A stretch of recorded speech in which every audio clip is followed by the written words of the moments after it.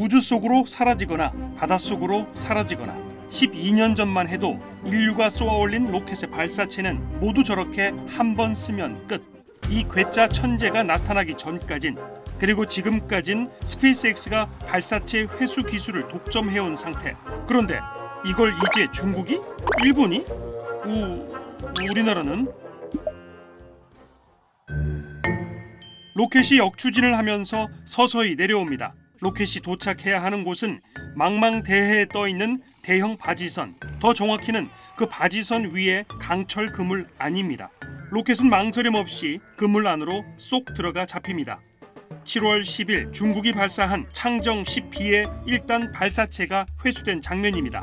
다시 말하면 중국이 우리도 미국처럼 로켓 재사용할 수 있는 시대 열었다고 전 세계에 고함친 사건입니다. 미국은 이미 11년 전에 발사 로켓을 회수하는 데 성공을 했죠. 2015년 12월 스페이스X 팰컨 9의 1단 발사체를 최초로 지상에서 회수했고 2016년 4월에는 해상에서도 회수해 세계를 놀라게 한 겁니다. 그 뒤로 어느 나라도 10년 넘게 로켓 발사체를 회수하지 못했으니 스페이스X가 얼마나 큰일을 했는지 아시겠죠? 자, 스페이스X 얘기는 잠시 뒤에 다시 하기로 하고 10년 넘게 벌어진 기술, 중국이 이 악물고 따라와서 이번에 성공을 거뒀습니다. 창정 10B의 길이는 63m, 팰컨 9보다 7m 정도 작습니다. 힘에서도 차이가 납니다. 창정 10B가 낮은 궤도에 탑재체를 16톤 정도 올릴 수 있는 반면 팰컨 9은 23톤까지 가능합니다. 단 팰컨 9의 23톤 탑재 재원은 1단 발사체를 버릴 때 가정한 무게라서 이걸 회수할 경우 사용될 연료의 무게를 감안하면 창정 10B의 탑재 재원과 비슷할 거라는 게 전문가들의 판단입니다. 창정 10B는 회수 방식에서도 대놓고 기술력을 보여줬습니다. 발사 2분 30초 뒤에 1단 발사체가 엔진을 끄고 2단과 분리되면서 하강을 시작합니다. 1단 발사체의 숙제는 두 가지. 낙하 과열을 어떻게 극복할지, 발사대에서 430km 떨어진 착륙 지점에 어떻게 정확히 착륙할지였습니다. 이것들은 엔진 재점화가 돼야 가능했는데 결국 성공해서 속도도 줄였고 빗나갔나 싶었지만 강철 그물 안에 무사히 도착할 수 있었습니다. 우선은 착륙을 시켰기 때문에 어떻게 보면은 미국과 거의 유사한 수준의 기술력까지 올라왔다 평가를 할 수가 있고요. 중국이 우선 회수에는 성공을 했고 이 회수된 걸로 다시 발사를 해야 기술이 어느 정도 완성됐다고 볼 수가 있습니다. 일부 사람들은 창정 10B 회수에 사용된 그 강철 그물에 대해 이렇게 평가합니다. 미국은 다리를 펴고 우아하게 착륙했는데 중국은 그물로 잡았다. 로켓이 물고기냐? 라고 말이죠. 그런데 그물 회수 방법, 이거 대단히 어려운 기술이라고 합니다. 착륙 장면을 다시 보시면 엔진이 재점화되면서 점점 속도를 줄이더니 목표 지점인 강철 그물 쪽으로 방향을 잡습니다. 그러곤 4개의 갈고리를 강철 그물에 걸고 난 뒤 멈춰섭니다. 창정 10B에 없는 건 지지대였는데 그 이유가 돈 때문이었다는 분석이 지배적입니다. 로켓 발사의 가장 큰 목적은 위성 등 탑재체를 얹어서 우주로 보내는 것. 무게를 줄이면 줄일수록 비용이 줄어드는 건 당연합니다. 스페이스X는 랜딩 레그, 그러니까 지지대의 무게를 공개하진 않았습니다. 하지만 팰컨 9의 풀 연료 로켓 중량이 550톤 정도로 알려져 있고 거대 엔진이 다 몰려있는 1단 발사체가 무게의 상당 부분을 차지할 겁니다. 그리고 그 정도 무게를 떠받치려면 1, 2톤 지지대로는 어림도 없겠죠. 참고로 이번에 창정 10B가 탑재한 위성의 무게는 800kg, 1톤이 안 되는 것으로 알려졌습니다. 그러니까 중국은 부속품의 무게를 줄여서라도 돈 되는 위성을 더 많이 실는 게 우아한 착륙보다 낫다는 실리적 판단을 한 겁니다. 6, 7분 정도 짧은 시간에 재점화 기술과 나노급 제어 기술, 자동 포획 기술 등 중국은 우주 강국의 첨단 기술을 시연했습니다. 스페이스X의 스타쉽 방식도 보면은 다리가 없이 이제 그 찹스틱이라고 해서 이제 젓가락처럼 잡는 방식을 지금 재사용하는 데 택하고 있거든요. 이것도 동일하게 발사체 자체의 무게를 줄이기 위해서 지상 시스템이 좀 더 복잡해지는 경우라고 볼 수가 있습니다. 스타쉽이 워낙 크다 보니까 이 발사체에 다리를 달아서 착륙을 하는 거는 굉장히 비효율적이다라고 판단을 했고, 그러면 뭐가 좋냐라고 하면 이제 공중에서 그러면 그거를 이제 낚아채자라는 개념으로 접근한 게 이제 스페이스X는 찹스틱 방식이고 네. 중국은 이 어떻게 보면 그물망 방식이라고 보시면 됩니다. 자, 그럼 일본으로 눈을 돌려볼까요? 7월 11일이었습니다. 일본의 아키타현 노시로시 시험장에서 소형 시험체가 발사됐습니다. 커다란 굉음을 내며 하늘로 쭉 올라가는 게 아니라 11m쯤 올라가다 멈췄습니다. 그러다 옆으로 16m 이동한 뒤 다시 수직으로 착륙했습니다.